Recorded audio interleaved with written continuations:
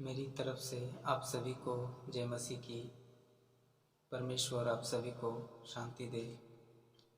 मेरा नाम सुभाष बावरी है। मैं हिंदू फैमिली से हूँ और मुझे बाइबल पढ़ना और यीशु मसीह के वचनों के अनुसार चलना और उस वचन पर विश्वास करना मुझे बहुत ही अच्छा लगता है। जब से मैंने बाइबल के वचनों में चलना शुरू किया है तब से मेरी ज़िंदगी में परिवर्तन आया है और आशा करता हूँ कि इस वचन को सुनने के बाद आपकी भी ज़िंदगी बदलेगी। इस पवित्र बाइबल के वचन को सुनने से पहले मैं सभी भाई बहनों को यह ज्ञान देना चाहूँगा कि कोई भी धर्म ग्रंथ जातियों के लिए नहीं बल्कि हम सभी इंसानों के लिए लिखा गया है। यह हमें जाति भेद नहीं बल्कि प्रेम सिखाता है। इससे हमें आत्मिक ज्ञान मिलती है। मुझे आप सभी भाई बहनों से अनुरोध है कि कोई भी धर्म ग्रंथ को यह समझ कर ना पढ़े कि यह मेरे धर्म का नहीं है, यह किसी अन्य धर्म का है। मेरे भाई मेरी बहन, चाहे कोई भी धर्म की किताबें क्यों ना हो, सभी धर्म ग्रंथ में ज्ञान की बातें लिखी गई है, तो हमें ज्ञान प्राप्त करने के लिए पढ़ना चाहिए। तो आइए हम शुरू करते हैं पवित्र बाइबल के मत्ती किताब, उसका पहला किताब मत्ती रचित सुसमाचार से यीशु मसीह का जन्म के विषय में मैं आप सभी को सुनाने जा रहा हूँ। उसका 1 अध्याय का 18 पद में लिखा है, यीशु मसीह का जन्म इस प्रकार से हुआ है कि जब उसकी माता मरियम की मंगनी यूसुफ के साथ हो गई तो उनके इकट्ठा होने से पहले ही वह पवित्र आत्मा की ओर से गर्भवती पाई गई। इसका 1 अध्याय 19 पद में लिखा है, अतः उसके पति यूसुफ ने, जो धर्मी था और उसे बदनाम करना नहीं चाहता था, उसे चुपके से त्याग देने का विचार किया। 20 पद में लिखा है, जब वो इन बातों के सोच में ही था तो प्रभु का स्वर्गदूत उसे स्वप्न में दिखाई देकर कहने लगा, हे यूसुफ, दाऊद की संतान, तू अपनी पत्नी मरियम को अपने यहाँ ले आने से मत डर, क्योंकि जो उसके गर्भ में है वो पवित्र आत्मा की ओर से है। 21 पद में लिखा है, वो पुत्र जनेगी और तू उसका नाम यीशु रखना, क्योंकि वो अपने लोगों का उनके पापों से उद्धार करेगा। 22 पद में, यह सब इसलिए हुआ कि जो वचन प्रभु ने भविष्यद्वक्ता के द्वारा कहा था वह पूरा हो। 23 पद में, देखो, एक कुंवारी गर्भवती होगी और एक पुत्र जनेगी और उसका नाम इमानुएल रखना, जिसका अर्थ है परमेश्वर हमारे साथ है।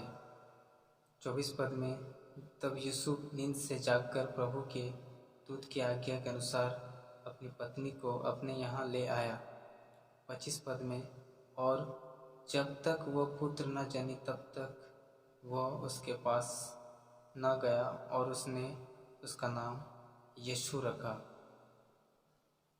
ज्योतिषियों का आगमन 2 अध्याय का 1 पद में लिखा है, हेरोदेस राजा के दिनों में जब यहूदियों के बेतलहम में यीशु का जन्म हुआ तो पूर्व से कई ज्योतिषी यरूशलेम में आकर पूछने लगे।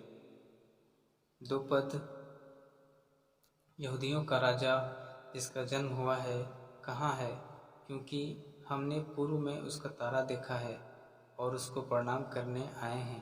3 पद में लिखा है, यह सुनकर हेरोदेस राजा और उसके साथ सारा यरूशलेम घबरा गया। 4 पद में लिखा है, तब उसने लोगों के सब प्रधान याजकों और शास्त्रियों को इकट्ठा करके उनसे पूछा, मसीह का जन्म कहाँ होना चाहिए।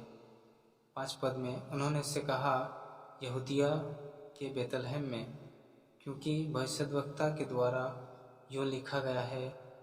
6 पद में, हे बेतलहम, तू जो यहूदा के प्रदेश में है, तू किसी भी रीति से यहूदा के अधिकारियों में सबसे छोटा नहीं, क्योंकि तुझमें से एक अधिपति निकलेगा जो मेरी प्रजा इज़राइल की रखवाली करेगा।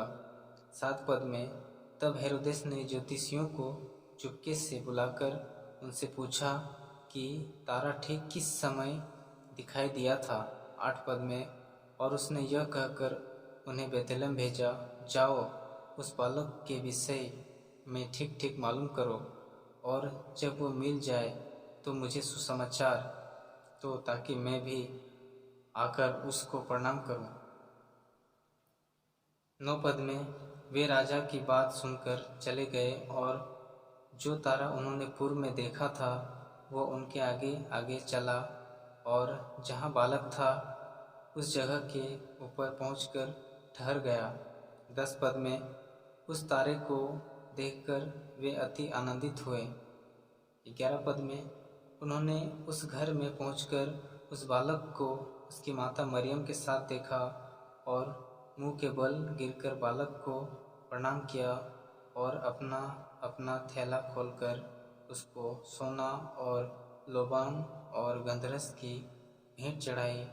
12 पद में तब स्वप्न में यह चेतावनी पाकर कि हेरोदेस के पास फिर न जाना, वे दूसरे मार्ग से अपने देश को चले गए।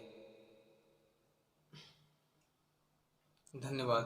तो दोस्तों, मैं इसका अगला वचन है मैं दूसरे ऑडियो में आपको सुनाऊंगा।